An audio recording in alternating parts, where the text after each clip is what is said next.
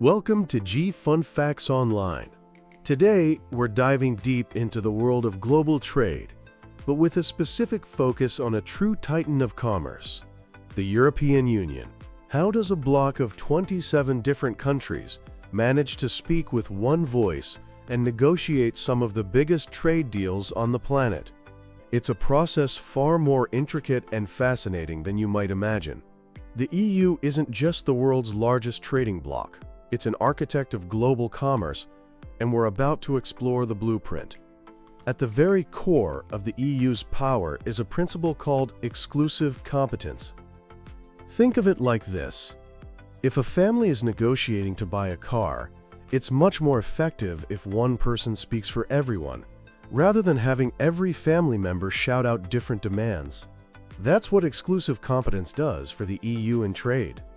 It's enshrined in the Treaty on the Functioning of the European Union, and it means that only the EU as a whole, not the individual member states like Germany or France, has the power to create trade laws and sign international trade deals. This gives the EU incredible leverage, representing a single market of over 450 million consumers. This policy, known as the Common Commercial Policy, is incredibly broad. It doesn't just cover the buying and selling of goods. It extends to services, intellectual property, like patents and copyrights, and even foreign direct investment. This unified approach is essential. The EU is a customs union with a single external tariff, and if member states could cut their own side deals, it would create chaos and undermine the entire single market. The Lisbon Treaty of 2009 further strengthened this power, officially adding foreign investment to the EU's exclusive toolkit, and crucially, giving the European Parliament a much bigger say in the process. So who are the masterminds behind these deals? The process is a complex dance between three main institutions: the European Commission, the Council of the European Union, and the European Parliament. Think of them as a trio, each with a distinct role, constantly checking and balancing each other's power. First, you have the European Commission, specifically its department called the Directorate General for Trade, or DG Trade. The Commission is the EU's executive arm, and in trade, it acts as the negotiator-in-chief. Its job is to represent the entire EU, rising above the national interests of any single country. The process usually starts with the Commission doing a scoping exercise, preliminary talks with a potential partner country to see if a deal is even feasible. If it looks promising, the Commission recommends to the Council that negotiations should begin. Once it gets the green light, the Commission's teams of experts lead the formal negotiations. They engage in round after round of talks, hashing out everything from tariff reductions to food safety standards.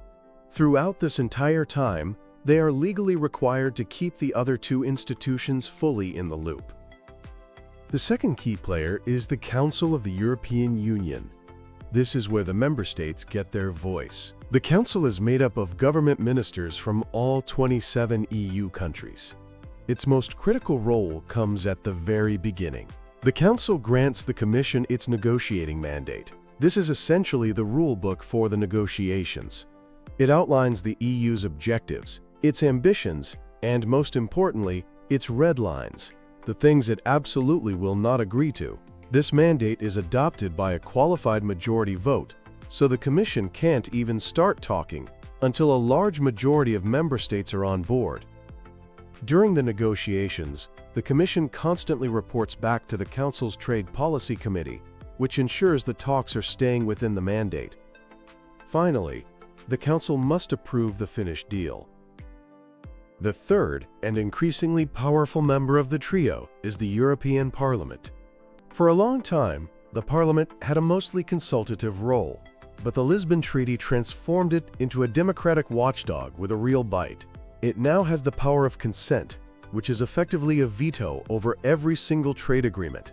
No EU trade deal can become law without a majority vote in the European Parliament. This has fundamentally changed the game. The Commission and the Council now have to consider the Parliament's opinion from day one. The Parliament's Committee on International Trade, known as NTA, scrutinizes every step, holds public hearings, and issues resolutions that can steer the direction of the talks. And the Parliament is not afraid to use its power. In 2012, it rejected the Anti-Counterfeiting Trade Agreement, or ACTA, over concerns it would harm civil liberties. This sent a powerful message. The Parliament will not simply rubber stamp deals it considers bad for EU citizens. Much of the compromise between these three institutions is hammered out in informal meetings known as trilogues. Here, representatives from the Commission, Council, and Parliament meet behind the scenes to find common ground. While efficient, these meetings have been criticized for a lack of transparency, but they are a crucial, standard part of how the EU gets things done. So, what does the journey of a typical trade agreement look like from start to finish? It's a long road, often taking several years. It begins with the preparation and scoping phase. The Commission conducts an impact assessment, analyzing the potential economic, social, and environmental effects of a deal. At the same time, it launches public consultations to get input from businesses, unions, and nonprofit organizations. Next, based on this initial work, the Commission asks the Council for a negotiating mandate. Once the Council agrees on this instruction manual, the formal negotiation rounds can begin. Teams from the EU and the partner country meet, often alternating between Brussels and the partner's capital. They debate a huge range of topics, eliminating customs duties, known as tariffs, tackling non-tariff barriers like different technical standards that block trade, opening up markets for services like banking and telecoms, protecting foreign investments, and ensuring intellectual property rights are respected. Crucially, modern EU deals also include chapters on sustainable development, covering labor rights and environmental protection.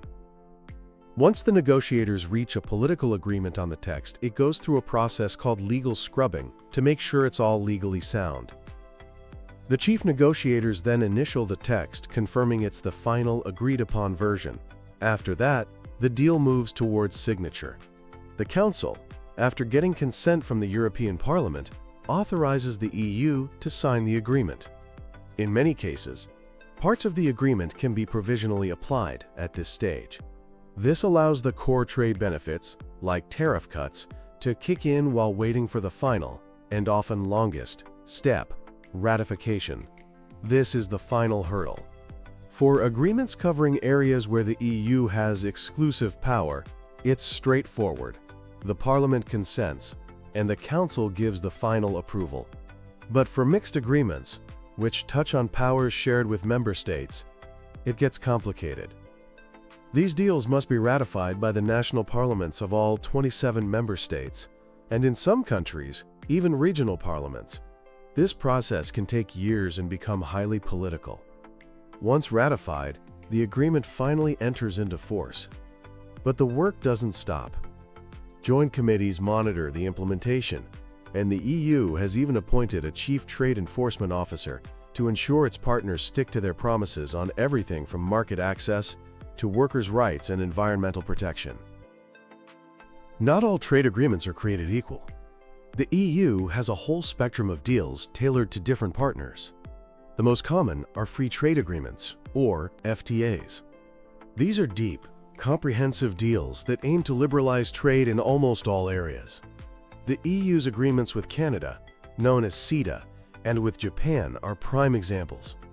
Then there are Economic Partnership Agreements, or EPAs, specifically designed for African, Caribbean, and Pacific countries. These have a strong development focus, aiming to promote sustainable growth and help these nations integrate into the global economy. The EU also has a unilateral program called the Generalized Scheme of Preferences, or GSP. This grants developing countries reduced or zero tariff access to the EU market. There is even a special tier called Everything But Arms, which gives the world's least developed countries duty-free, quota-free access for all their products except weapons. To see how this all plays out in the real world, let's look at a few case studies. The EU-Canada Agreement, CETA, is often called a new generation deal. It goes far beyond just cutting tariffs to tackle regulatory barriers. But the negotiations were tough, facing public scrutiny. A key innovation was replacing the controversial old system for settling disputes between investors and states with a new, more transparent investment court system. This showed the growing influence of public opinion and the European Parliament. Then there was the Transatlantic Trade and Investment Partnership, or TTIP, the proposed mega-deal between the EU and the United States. It was launched in 2013 with huge ambitions but was met with massive public opposition in Europe. People were worried it would weaken food safety standards, harm the environment, and give corporations too much power. The intense public backlash, combined with a change in the US government, led to the negotiations being suspended and eventually declared obsolete. TTIP is a powerful lesson in the importance of transparency and public support. An ongoing drama is the EU's agreement with the Mercosur bloc of South American countries. A political deal was reached in 2019 after 2 decades of talks, but its ratification is stalled. Why? Widespread concerns about its environmental impact, especially the risk of increased deforestation in the Amazon rainforest. European farmers are also fiercely opposed, fearing they can't compete with cheaper South American agricultural imports. This case perfectly illustrates the clash between the EU's economic goals and its climate commitments.